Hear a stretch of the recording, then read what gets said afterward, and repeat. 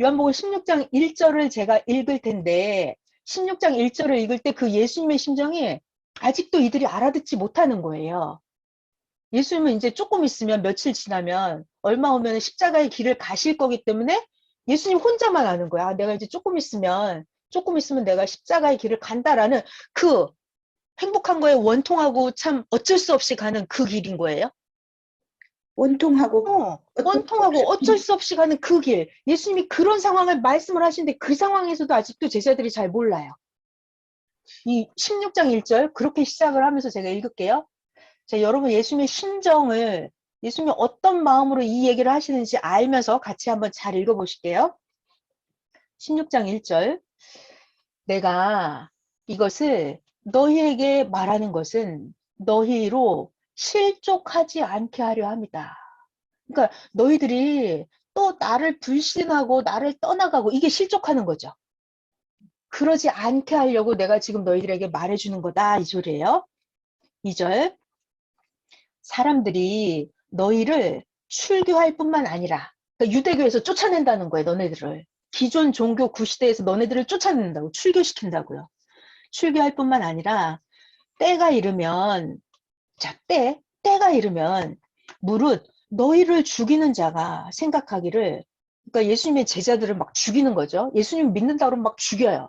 너희를 죽이는 자들이 생각하기를 아, 내가 저 사람을 핍박하는 게 내가 이게 하나님을 섬기는 일이다.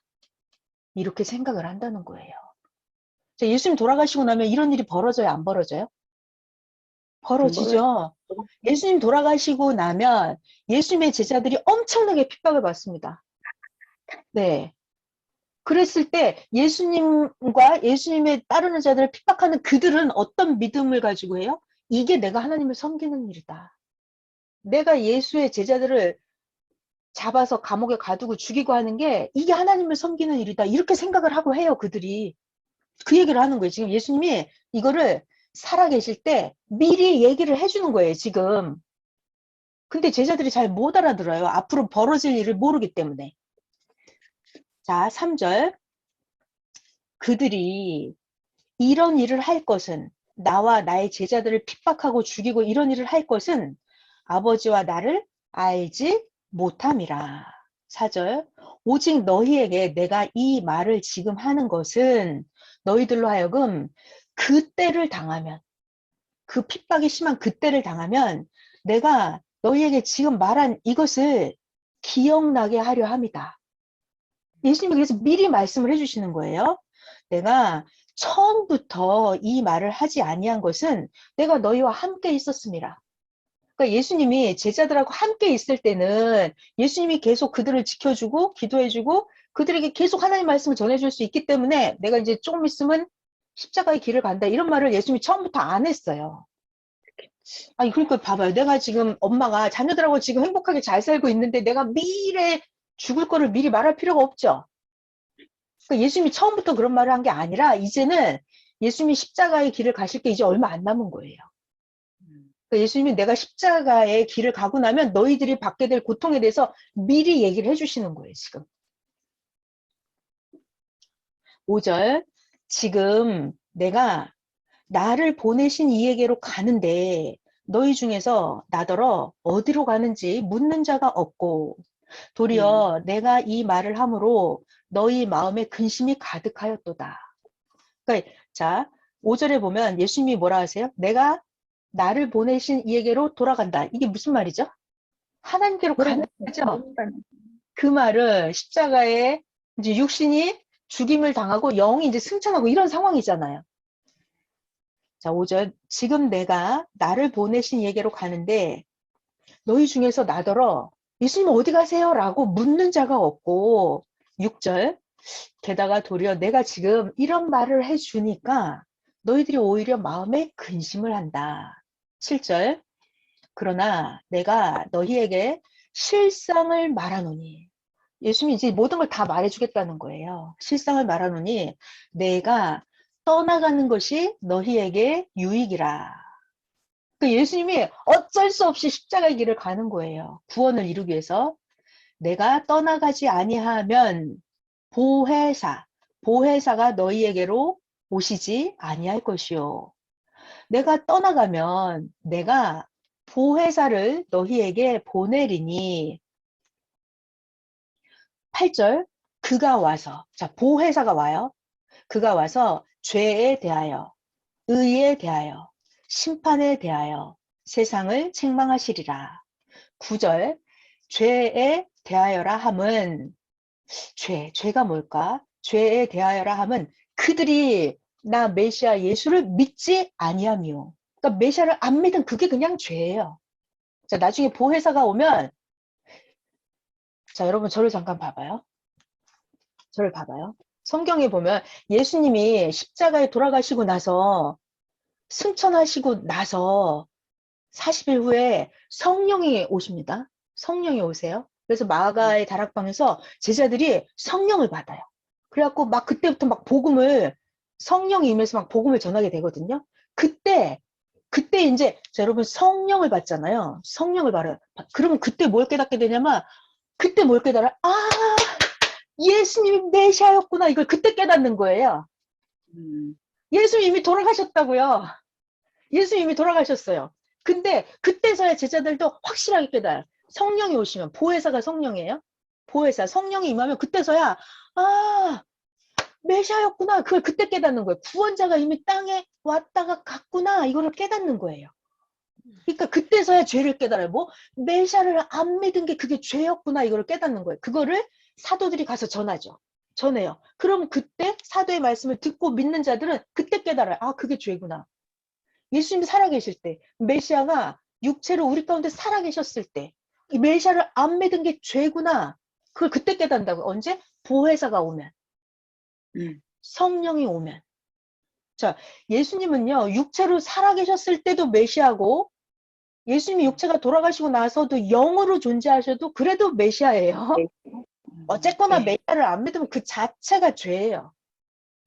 그럼 반대로 의는 뭐예요? 가장 큰 의는 메시아를 믿는 거. 메시아를 믿는 게 가장 큰 의예요. 자, 메시아를 믿었다라는 말은 그게 바로 하나님을 믿은 거예요. 자, 그러니까 여러분 죄라고 하는 것은 메시아를 안 믿었다 이게 죄예요. 메시아를 안 믿어? 그럼 그게 하나님을 안 믿은 거예요. 그게 가장 큰 죄예요. 그 의는 뭐다? 메시아를 믿은 거. 믿는 거. 이게 가장 큰 의예요. 메시아를 믿었다 이것은 하나님을 믿었다는 거예요. 자, 그리고 그 다음 그러면 심판은 뭘까요? 심판. 그러니까는 요한복음 3장 16절에도 하나님이 세상을 이처럼 독생자를 보셨으니 이를 믿는 자마다 심판을 받지 않게 한다 그랬어요. 그러니까 메시아를 안 믿었다는 자체가 벌써 심판을 받은 거예요. 메시아를 안 믿었다는 자체가 메시아를 믿으면 천국을 갈 텐데 메시아를 안 믿은 자체가 어디를 간다? 지옥을 가죠. 자, 잘 들어봐요, 여러분. 메시아가 살아있을 때 안 믿었으면은 안 믿은 그 사람의 육신도 이미 지옥의 삶이에요. 메시아를 벗어난 삶. 자, 메시아를 안 믿었다 그러면 육신이 죽고 그 사람의 영혼도 지옥으로 가는 거죠. 그러니까 메시아를 안 믿었다는 그 자체가 이미 죄고 죄값으로 심판을 받는 거예요. 고통을 받는 거예요. 자, 그 얘기를 할 거예요, 지금. 8절부터 다시 읽을게요. 8절. 그가 와서 보혜사 성령이 오면 죄에 대하여 의에 대하여 심판에 대하여 세상을 책망하시리라. 9절. 죄에 대하여라 함은 그들이 나를 믿지 아니하며 10절. 의에 대하여라 함은 내가 아버지께로 가니 너희가 다시 나를 보지 못하며 예수님이 하나님께로 가잖아요. 하나님하고 완전히 일체되는 거. 이게 최고의 의죠. 의. 자, 11절. 심판에 대하여라 함은 이 세상 임금이 심판을 받았습니다. 자, 여러분 11절 조금 하나만 더 깊이 들어가 볼게요. 심판에 대하여라 함은 이 세상 임금이 심판을 받았다. 심판이 뭐다? 메시아를 안 믿고 예수님하고 딴 세상에 사는 그 자체가 이미 심판을 받은 거예요. 그러니까 선생님이 그러시더라고요. 하나님은 자동 심판받게 해놓으셨대. 자동. 모든 세상이 자동으로 돌아가게 했대요. 메시아를 안 믿는 자체가 심판이에요. 자, 근데 11절에 세상 임금이 심판을 받았습니다. 여러분, 세상 임금이 뭘까요? 임금이 누구예요? 세상 임금은 이미 심판을 받았대요. 누구? 세상 임금이 누굴까요, 여러분? 메시아? 아니, 세상 임금, 세상 임금. 우리가 쉽게 생각하면 뭐 헤롯 왕이 세상 임금이죠. 그 시대 그렇죠. 제사장도 나름대로 임금이잖아요. 음. 아이, 본디오 빌라도도 총독의 왕이죠, 왕 임금. 자, 그런데 이걸 더 깊이 들어가면요, 더 쪼개고 들어가면, 자, 사람들이, 자, 여러분 저를 봐봐요. 여러분은 나가 있잖아요, 나라는 자기 자신. 그럼 나의 왕은 누구예요? 나의 왕? 여러분은 나의 왕이 누구예요? 여러분은 하나님이 여러분의 왕이죠?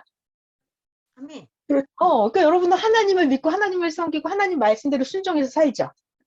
하나님의 그렇죠. 왕을 모시고 살죠. 자, 그런데 그 선생님 말씀이 예전에 이런 말씀이 있었어요. 자기가 자기의 왕이죠, 여러분. 자기가 자기의 왕? 자기가 자기 하고 싶은 대로 살잖아요. 자기가 자기를 주관하고 다스리지 않나요? 맞아요. 그죠? 자기가 자기한테 명령하잖아요. 야, 자, 누워. 일하러 가자. 밥 먹자. 이렇게. 출근하자. 운동하러 가자. 이거 자기가 자기를 다스리죠? 솔직히 뭐 임금의 말을 들어요, 우리가? 뭐 대통령 말을 들어요? 그냥 내가 내 하고 싶은 대로 살죠, 여러분. 그러니까 그치. 자기가 자기의 왕이라니까요.